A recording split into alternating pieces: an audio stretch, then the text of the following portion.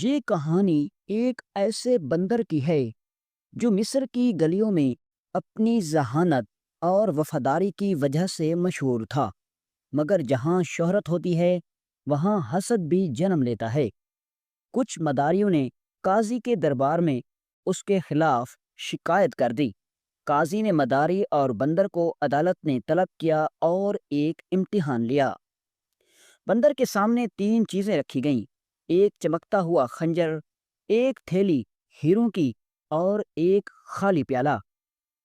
دربار میں سناٹا چھا گیا، سب کی نظریں بندر پر جمی تھیں، اور پھر اس نے ایسا فیصلہ کیا کہ قاضی سمیت پورے دربار کے رونگٹے کھڑے ہو گئے۔ کہرا کی گلیاں ان دنوں نئی داستانیں سن رہی تھیں۔ یہ وہ زمانہ تھا جب سلطان صلاح الدین ایوبی رحمۃ اللہ علیہ کی عظمت کے چرچے پورے عالم اسلام میں گونج رہے تھے۔ صلیبیوں کے خلاف جہاد کا پرچم بلند ہو چکا تھا، اور مصر کا یہ بہادر سلطان بیت المقدس کی فتح کے لیے اپنی فوج کو منظم کر رہا تھا۔ قلعوں میں گھوڑ سواروں کی نالیں گونج رہی تھی، بازاروں میں تاجر سونے اور چاندی کے سودے کر رہے تھے، اور دوسری طرف عام لوگ اپنی روزمرہ کی زندگی گزار رہے تھے۔ انہی بازاروں میں ایک ایسا شخص بھی تھا جس کا نام کسی تاریخ کے صفحے پر نہیں لکھا گیا، مگر وہ گلی کوچوں کے قصے کہانیوں میں ہمیشہ زندہ رہا۔ یہ تھا مداری شیخ نعمان، جو اپنے بندر زمرد کے ساتھ لوگوں کو حیران کرنے کا فن جانتا تھا۔ کہرا کے تنگ بازاروں میں جب وہ اپنے بندر کو نچانے آتا تو بچے خوشی سے تالیاں بجاتے، عورتیں رک کر تماشا دیکھتی، اور مرد اپنے سکے نکال کر اس کے پاس پھینکتے۔ نعمان ایک عام مداری نہ تھا، اس کی آنکھوں میں وہ چمک تھی جو کسی راز کو چھپانے والی کی ہوتی ہیں۔ وہ گلی کوچوں میں ہنسی بکھیرتا، لیکن اس کی اپنی زندگی سنجیدہ تھی۔ کہرا کے کونے میں اس کی ایک چھوٹی سی جھونپڑی تھی، جہاں وہ اپنی بیوی اور جوان حسین بیٹی مریم کے ساتھ رہتا تھا۔ کہرا کے بازاروں میں شیخ نعمان اور اس کا بندر زمرد ایک مشہور تماشا بن چکے تھے۔ ہر روز جب وہ بازار میں آتا تو لوگ اپنی مصروفیات چھوڑ کر اس کے کرتب دیکھنے رک جاتے۔ بچے ہنستے، بوڑھے مسکراتے، اور تاجر بھی کچھ دیر کے لیے اپنی دکانوں سے جھانک کر اس منفرد تماشے کا لطف لیتے۔ وہ محض ایک عام مداری نہیں تھا، بلکہ اس کے بندر کے کرتب اتنے منفرد اور حیران کن تھے کہ پورے شہر میں ان کی دھوم مچ گئی۔ ایک دن قاضی شہر نے بھی اس بندر کی شہرت کے چرچے سن لیے۔ اس نے فوراً حکم دیا کہ اس مداری کو اس کے بندر سمیت دربار میں حاضر کیا جائے۔ جب سپاہی نعمان کے پاس یہ فرمان لے کر آئے تو وہ حیران رہ گیا۔ وہ کبھی سوچ بھی نہیں سکتا تھا کہ اس کے بندر کے کرتب اسے شہر کے سب سے بڑے قاضی کے دربار تک لے جائیں گے۔ اگلے دن جب نعمان قاضی کے سامنے حاضر ہوا تو قاضی نے مسکراتے ہوئے کہا، مداری، تمہارا بندر عام بندروں جیسا نہیں۔ میں نے اس کے بارے میں بہت کچھ سنا ہے۔ کیا تم مجھے بتا سکتے ہو کہ تمہیں یہ بندر کہاں سے ملا؟ نعمان کے چہرے پر ایک ہلکی سی مسکراہٹ آئی۔ وہ بولا، جناب علی، یہ محض ایک عام بندر نہیں بلکہ میری قسمت کی نشانی ہے۔ میں نے اسے برسوں پہلے ایک حیرت انگیز واقعے کے بعد پایا تھا۔ یہ اس وقت کی بات ہے جب نعمان کہرا کی ایک چھوٹے سے قصبے میں ایک عام مداری تھا، اور اس کے پاس صرف ایک پرانی بانسری اور چند سکے تھے۔ ایک دن وہ کسی دوسرے شہر کی طرف سفر پر نکلا، مگر راستے میں اسے جنگل میں رات گزارنی پڑی۔ وہ گھنے درخت کے نیچے سو رہا تھا کہ اچانک اسے کسی کے کراہنے کی آواز آئی۔ اس نے ادھر ادھر دیکھا تو ایک زخمی بندر جھاڑیوں کے پیچھے پڑا تھا۔ شاید کسی شکاری کے جال میں پھنس گیا تھا اور بڑی مشکل سے بچ نکلا تھا، مگر اب اس کی حالت خراب تھی۔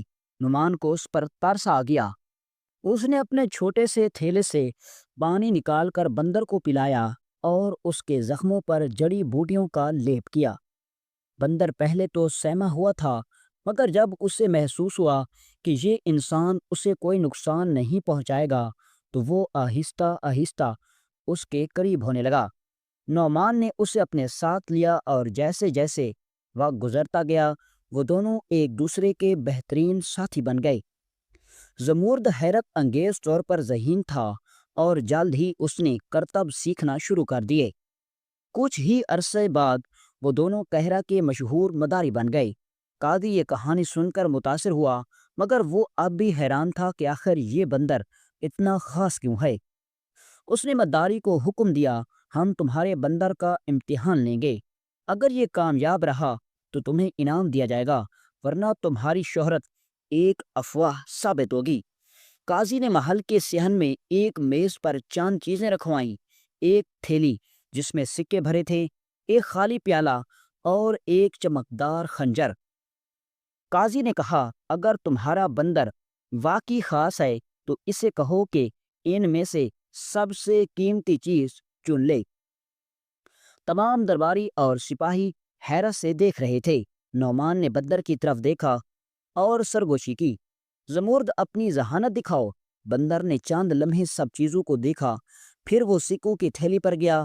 سب کو لگا کہ وہ انہیں اٹھا لے گا، مگر نہیں، وہ وہاں رکا، خنجر کو سونگا اور آخر میں سیدھا جا کر خالی پیالہ اٹھا لیا۔ قاضی حیران رہ گیا، یہ کیا؟ اس نے پیالہ کیوں چنا؟ مداری مسکرایا اور بولا، جناب، بندر جانتا ہے کہ سب سے قیمتی چیز وہ ہے جو بھوک مٹاتی ہے، نہ کہ وہ جو چمکدار ہوں۔ قاضی نے کہکا لگایا اور کہا، واقعی یہ محض ایک بندر نہیں بلکہ ایک عقل مند جانور ہے۔ قاضی نے مداری کو انعام سے نوازا اور اس کے بندر کی ذہانت کو سراہا۔ یوں مداری اور اس کا بندر نہ صرف بازار میں بلکہ شہر کے معززین میں بھی مشہور ہو گئے۔ وقت گزرتا رہا۔ ایک دن نعمان مداری حسب معمول اپنے محض چوراہے پر لوگوں کو تماشا دکھا رہا تھا۔ بچے تالیاں بجا رہے تھے، لوگ سکے اچھال رہے تھے اور زمرد اپنے مخصوص کرتبوں سے سب کو حیران کر رہا تھا۔ مگر پھر اچانک کچھ ایسا ہوا جو کسی نے سوچا بھی نہ تھا۔ مداری نعمان، جو ہمیشہ مسکراتا نظر آتا تھا، اچانک اپنی جگہ پر لڑکھڑایا اور زور سے زمین پر گر گیا۔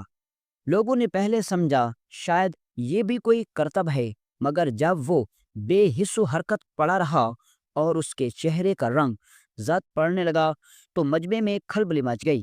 کوئی پانی لانے دوڑ پڑا، کوئی حکیم کو بلانے، مگر بہت دیر ہو چکی تھی۔ شیخ نعمان کی سانسیں بند ہو چکی تھیں۔ بازار میں کوہرام مچ گیا۔ کچھ لوگ افسوس کا اظہار کر رہے تھے، کچھ اپنی دکانیں چھوڑ کر حیرت میں اسے دیکھ رہے تھے، اور کچھ نادان بچے اب بھی سمجھ رہے تھے کہ شاید وہ ابھی اٹھ کر کوئی نیا کرتب دکھائے گا۔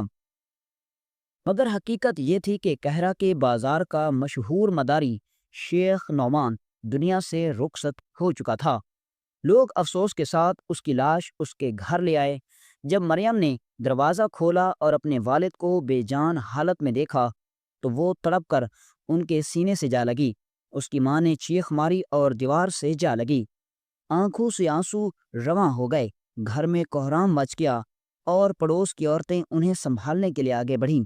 مگر اس سارے منظر میں ایک اور ہستی بھی تھی جو سب کچھ دیکھ رہی تھی مگر کچھ کہہ نہیں سکتی تھی۔ زمرد، وہی بندر جو کل تک اپنے مالک کے ہر اشارے پر ناچتا تھا، آج ایک کونے میں دبک کر بیٹھ گیا تھا۔ اس کی چھوٹی چھوٹی آنکھوں میں ایک انجان سی وحشت تھی، جیسے اسے سمجھ نہیں آ رہا تھا کہ یہ سب کیا ہو گیا۔ اس نے اپنی چھوٹی سی مٹھی میں چہرہ چھپا لیا اور ہلکے ہلکے کانپنے لگا۔ زمرد نے اپنی آنکھوں سے دیکھا کہ کس طرح اس کے مالک کو سپرد خاک کیا گیا، کس طرح وہ گھر جو کل تک ہنسی خوشی سے بھرا ہوا تھا آج سوگوار ہو گیا۔ وہ بے شک بول نہیں سکتا تھا، مگر وہ سمجھ رہا تھا کہ اس کا مالک اب کبھی واپس نہیں آئے گا۔ مگر ایک چیز جو اسے سب سے زیادہ بے چین کر رہی تھی وہ یہ تھی کہ اس کی بیٹی مریم اور اس کی بیوی اب کیا کریں گے؟ کون انہیں کھلائے گا؟ کون ان کا سہارا بنے گا؟ زمرد نے کئی بار دیکھا تھا کہ شیخ نعمان کس طرح روز بازار جا کر لوگوں کا دل بہلاتا اور پیسے کماتا تھا، مگر اب وہ سب کچھ ختم ہو چکا تھا۔ وہ جانتا تھا کہ اب وہ سب کچھ ختم ہو چکا ہے۔ وہ جانتا تھا کہ مریم اور اس کی ماں کے لیے آنے والے دن بہت مشکل ہوں گے، اور یہ سوچ کر وہ ایک کونے میں سر جھکائے بیٹھا زوروں قطار رونے لگا۔ شیخ نعمان کی اچانک وفات کے بعد ان کی بیوی اور بیٹی مریم شدید مالی مشکلات کا شکار ہو گئیں۔ گھر میں فاقوں کی نوبت آ گئی اور حالات دن بدن بگڑتے گئے۔ زمرد، جو ہمیشہ اپنے مالک کا وفادار ساتھی رہا تھا، اب اس کی بیٹی اور اس کی بیوی کی حالت دیکھ کر دل گرفتہ تھا۔ وہ جانتا تھا کہ اسے کچھ کرنا ہوگا۔ ایک رات زمرد نے فیصلہ کیا کہ وہ خود بازار جائے گا اور تماشا دکھا کر پیسے کمائے گا۔ اس نے اپنی تربیت اور ذہانت کو استعمال کرتے ہوئے مداری کے بغیر ہی تماشا دکھانے کی ٹھانی۔ اگلی صبح جب مریم اور اس کی ماں سو رہی تھی، زمرد خاموشی سے گھر سے نکلا اور بازار کی طرف چل پڑا۔ بازار میں پہنچ کر زمرد نے وہی جگہ منتخب کی جہاں وہ اور شیخ نما تماشا دکھایا کرتے تھے۔ اس نے اپنی حرکات اور کرتبوں سے لوگوں کی توجہ حاصل کی۔ لوگ حیران تھے کہ یہ بندر بغیر مداری کے کیسے تماشا دیکھا رہا ہے۔ بچے خوشی سے تالیاں بجا رہے تھے اور بڑے بھی مسکرا رہے تھے۔ جلدی لوگوں نے زمرد کے سامنے سکے پھینکنے شروع کر دیے۔ جب مریم کی آنکھ کھلی اور اس نے زمرد کو گھر میں نہیں پایا تو وہ پریشان ہو گئی۔ اس نے سوچا کہ شاید زمرد کہیں کھو گیا ہے۔ وہ اسے ڈھونڈنے نکلی اور بازار کی طرف گئی۔ وہاں اس نے دیکھا کہ زمرد تماشا دکھا رہا ہے اور لوگ اسے داد دے رہے ہیں۔ یہ سارا منظر دیکھ کر اس کی آنکھوں میں آنسو آ گئے اور بندر کے قریب گئی تو بندر نے وہ سارے سکے اٹھا کر مریم کے ہاتھ پر رکھ دیے۔ لیکن اس ہجوم کے اندر کچھ ایسے اوباش نوجوان تھے جنہوں نے مریم کو دیکھتے ہی اس کو بڑی عجیب و غریب نظروں سے دیکھنا شروع کر دیا، لیکن مریم نے ان کی طرف توجہ نہ دی۔ بازار سے کھانے پینے کی کچھ اشیاء خریدی اور گھر واپس آ گئی۔ پچھلے روز مرد نے محسوس کیا کہ مریم کے ساتھ بازار جانے سے لوگ اسے ناپسندیدہ نظروں سے دیکھتے ہیں، جو اس کی غیرت کو گوارا نہیں تھا۔ اس نے فیصلہ کیا کہ وہ اکیلے ہی تماشا دکھائے گا تاکہ مریم کو ان نظروں سے محفوظ رکھ سکے۔ ایک دن زمرد نے مریم کو اشاروں سے سمجھایا کہ وہ گھر پر رہے اور اس پر بھروسہ کرے۔ مریم کو ابتدا میں تردد ہوا، لیکن زمرد کی آنکھوں میں عزم دیکھ کر اس نے رضامندی ظاہر کی۔ اگلی صبح زمرد اکیلا ہی بازار گیا اور تماشا دکھانا شروع کیا۔ اس کی ذہانت اور کرتبوں نے لوگوں کو متاثر کیا اور انہوں نے دل کھول کر سکے دیے۔ زمرد نے یہ پیسے جمع کیے اور شام کو مریم اور اس کی ماں کے لیے کھانے پینے کا سامان لے آیا۔ مریم نے جب یہ دیکھا تو اس کی آنکھوں میں آنسو آ گئے۔ اس نے زمرد کو گلے لگا کر کہا، تم نے ہماری خاطر یہ سب کیا۔ زمرد کی وفاداری اور محبت نے مریم کے دل میں اس کے لیے احترام اور بڑھا دیا۔ جب زمرد کی مقبولیت بڑھنے لگی تو بازار کے کچھ حاسد مداریوں نے اس کے خلاف سازش کی اور قاضی کے نائب کو رشوت دے کر زمرد کی گرفتاری کا حکم دلوا دیا، جو قاضی کو بتائے بغیر ہی سپاہیوں سے اس بے زبان کو پکڑوا کر قید خانے میں ڈال چکا تھا۔ جب مریم کو اس کا خبر کا علم ہوا تو وہ دل شکستہ ہو گئی، مگر اس نے ہمت نہ ہاری اور ہر دروازہ کھٹکھٹایا، لیکن کوئی اس کی مدد کو تیار نہ تھا۔ آخر اس نے خود کو قاضی کے دربار میں پہنچنے کا فیصلہ کیا اور اپنے والد کی موت کے بعد پیش آنے والے تمام حالات بیان کیے۔ قاضی، جو پہلے بھی زمرد کی ذہانت اور معصومیت دیکھ چکا تھا، سخت ناراض ہوا اور فوری طور پر اس کی رہائی کا حکم دیا۔ جیسے ہی زمرد قید خانے سے رہا ہوا باہر آیا، اس نے مریم کو دیکھ کر خوشی سے اچھلنا شروع کر دیا۔ مگر مریم نے زمرد کو کہا کہ اب تم اکیلے کبھی بھی نہیں جاؤ گی، میں تمہارے ساتھ جاؤں گی۔ تو زمرد کی آنکھوں میں آنسو آ گئے اور اس نے کہا، میں بھوکا رہنا تو پسند کر لوں گا اور تمہیں بھی بھوکا دیکھ لوں گا، لیکن تمہیں کوئی غلط نظروں سے دیکھے، میں ایسا برداشت نہیں کر سکتا۔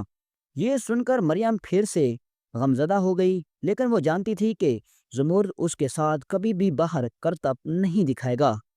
اب مریم اور زمرد گھر واپس آ گئے۔ وہ گزرتا رہا اور اب زمرد اکیلے باہر جاتا، کرتب دکھاتا اور جو کچھ لوگ اس کے سامنے سکے ڈالتے وہ اٹھا کر گھر لے آتا۔ اسی طرح وقت کا گزر بسر ہوتا رہا۔ زمرد اب خود روز بازار جاتا، کرتب دکھاتا اور جو سکے ملتے وہ لے کر شام کو گھر لوٹتا۔ ایک دن جب وہ واپس آیا تو اس نے دیکھا کہ ایک نوجوان لڑکا شیخ نعمان کی بیوہ کے ساتھ بیٹھا گفتگو کر رہا تھا۔ زمرد کو یہ منظر بالکل اچھا نہیں لگا۔ وہ بے زبان تھا مگر اپنے تجربے کی بنیاد پر کسی بھی انسان کے کردار کو فوراً جانچ لیتا تھا۔ اس نے اشاروں سے مریم سے پوچھا کہ یہ شخص کون ہے اور یہاں کیا کر رہا ہے۔ مریم نے اسے سمجھانے کی کوشش کی کہ یہ نوجوان عزت دار اور شریف ہے، کہہ رہا کہ بازار میں خشک میوہ جات بیچتا ہے اور اس نے اس کی ماں کو نکاح کی پیشکش کی ہے۔ مگر زمرد کے دل میں ایک بے چینی سی پیدا ہو گئی۔ اسے یہ شخص کھٹکنے لگا۔ کچھ دنوں بعد نعمان کی بیوہ کا اس نوجوان سے نکاح ہو گیا، لیکن زمرد کو اس رشتے سے کوئی خوشی نہ ہوئی۔ شروع میں تو وہ شخص ان دونوں ماں بیٹی سے وعدے کرتا رہا کہ جلد ہی انہیں اپنے گھر لے جائے گا، مگر چند دنوں بعد اس نے بتایا کہ کاروبار میں نقصان ہو گیا ہے اور اسے اپنا گھر بیچنا پڑا، اس لیے وہ اب انہی کے ساتھ جھونپڑی میں رہے گا۔ یہ سن کر مریم اور اس کی ماں حیران ہوئی، مگر وہ مجبور تھیں۔ زمرد کو یہ سب مشکوک لگا مگر وہ بے بس تھا۔ وہ اپنی مالکن کی بے بسی کو دیکھ کر خاموش رہا، مگر اس نوجوان کی نیت پر اسے شک ہونے لگا۔ چند دنوں بعد ایک شام زمرد بازار سے لوٹا تو اس نے دیکھا کہ اس کی مالکن گھر پر نہیں تھی اور وہی نوجوان مریم کے ساتھ زبردستی کرنے کی کوشش کر رہا تھا۔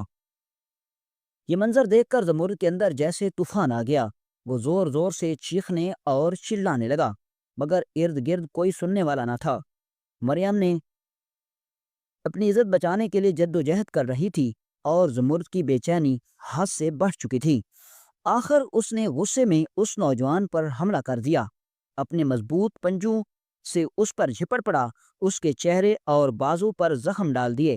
زمرد کی غیرت اور وفاداری کے آگے اس کی ایک نہ چلی۔ مریم کو موقع ملا، وہ جلدی سے پیچھے ہٹی اور چیخنے لگی۔ نوجوان خود کو زمرد سے بچانے کے لیے دروازے کی طرف بھاگا، مگر زمرد نے اس کا پیچھا کیا اور اسے گھر سے باہر دھکیل دیا۔ زخموں سے چور وہ نوجوان تیزی سے اندھیرے میں غائب ہو گیا، جبکہ مریم کانپتی ہوئی زمرد کو دیکھ رہی تھی، جو اس کے قدموں میں آ کر بیٹھ گیا، جیسے کہہ رہا ہو میں ہمیشہ تمہاری حفاظت کے لیے ہوں۔ جب مریم کی ماں گھر لوٹی تو اندر کا منظر دیکھ کر اس کے جسم میں سنسنی دوڑ گئی۔ دروازہ کھلا تھا، چراغ زمین پر گرا ہوا تھا اور مریم سہمی ہوئی تھی، ایک کونے میں بیٹھی تھی، جبکہ زمرد اس کے قریب کھڑا تھا۔ اس کے چہرے پر غیر معمولی غصہ تھا۔ ماں نے گھبراتے ہوئے پوچھا یہ سب کیا ہوا؟ مریم نے کپ کپاتی آواز میں ساری کہانی کہہ سنائی، اور جیسی اس کی ماں کو معلوم ہوا کہ اس کا شوہر درندہ صفت نکلا، وہ لرز کر بیٹھ گئی، اس کی سانسیں بے ترتیب ہونے لگیں۔ زمرد بے چینی سے اشارے کر رہا تھا، وہ چاہتا تھا کہ وہ سمجھیں کہ اب انصاف لینا ضروری ہے، مگر مریم اور اس کی ماں اس کی زبان کہاں سمجھتی تھی۔ لیکن مریم جو عرصے سے زمرد کے ساتھ تھی، اس کی حرکات سے جان گئی کہ وہ قاضی کے پاس جانے کا کہہ رہا ہے، مگر اس کی ماں نے گھبرا کر کہا نہیں، ہمیں عدالت میں جانے کی ضرورت نہیں، ہمیں اس سے ہماری بدنامی ہوگی، بس اگر وہ مجھے طلاق دے دے تو میرے لیے یہی کافی ہے۔ لیکن زمرد کی غیرت یہ بات کیسے برداشت کر سکتی تھی؟ وہ غصے میں اپنی جگہ پر اچھلا اور دیوار پر زور زور سے ہاتھ مارنے لگا، جیسے احتجاج کر رہا ہو۔ مریم کی آنکھوں میں آنسو آ گئے۔ اس نے ماں کا ہاتھ تھاما اور کہا ماں، ہمیں اپنے ساتھ ہونے والی ناانصافی کے خلاف کھڑا ہونا ہوگا، ہمیں قاضی کے پاس جانا چاہیے۔ آخر کار وہ تینوں قاضی کی عدالت میں پہنچے۔ عدالت میں لوگوں کا ہجوم تھا، ہر طرف انصاف کے متلاشی اپنی باری کا انتظار کر رہے تھے۔ قاضی جو ایک بڑی کرسی پر بیٹھا تھا، غور سے سب کی باتیں سن رہا تھا اور اپنی نائبین کو احکامات دے رہا تھا۔ جیسے ہی زمرد عدالت میں داخل ہوا، قاضی نے اسے دیکھتے ہی پہچان لیا۔ وہ چونک کر سیدھا ہو بیٹھا اور بولا یہ تو وہی بندر ہے جو شیخ نعمان کا تھا، اور فوراً اسے اپنے قریب بلایا۔ جب مقدمہ قاضی کے سامنے پیش ہوا اور اسے معلوم ہوا کہ ایک بیوہ کی عزت پر ہاتھ ڈالنے کی کوشش کی گئی تو اس کا چہرہ غصے سے سرخ ہو گیا، اس کی مٹھیاں بھیج گئیں اور وہ گرج دار آواز میں بولا، اگر میں ایک بیوہ کی عزت کی حفاظت نہ کر سکوں، اگر میں انصاف نہ دے سکوں، تو اگر میں کسی کی مدد نہ کر سکوں تو مجھے اس عہدے پر بیٹھنے کا کوئی حق نہیں۔ اس کی آواز عدالت میں گونجنے لگی۔ لوگ حیرت سے قاضی کی طرف دیکھنے لگے۔ پھر قاضی نے زور سے سپاہیوں کو حکم دیا، فوراً اس بد کردار کو گرفتار کرو۔ چند لمحوں میں سپاہی اس نوجوان کو گرفتار کر کے لے آئے۔ اس کا چہرہ خوف سے زرد تھا، وہ تھر تھر کانپ رہا تھا۔ قاضی نے سب سے پہلے اسے فوراً طلاق دینے کا حکم دیا، اور جیسے ہی اس کے الفاظ مکمل ہوئے، اس کی زبان سے زبردستی طلاق کے الفاظ نکل گئے۔ قاضی نے پھر اعلان کیا، ایسے درندے کو زندہ رہنے کا کوئی حق نہیں، اسے سب لوگوں کے سامنے سنسار کیا جائے تاکہ دوسروں کے لیے نشان عبرت بنے۔ عدالت میں موجود لوگ ایک دوسرے کو حیرت سے دیکھنے لگے، مگر سب قاضی کے فیصلے پر مطمئن تھے۔ تبھی شیخ نعمان کی بیوہ، جو سر جھکائے آنسو بہا رہی تھی، اچانک بولی، قاضی صاحب، بے شک میری بیٹی کو انصاف مل گیا، لیکن اس پر ہمیشہ کے لیے داغ لگ گیا ہے، اب کوئی بھی اس سے نکاح نہیں کرے گا۔ یہ سن کر عدالت میں ایک لمحے کے لیے سناٹا چھا گیا۔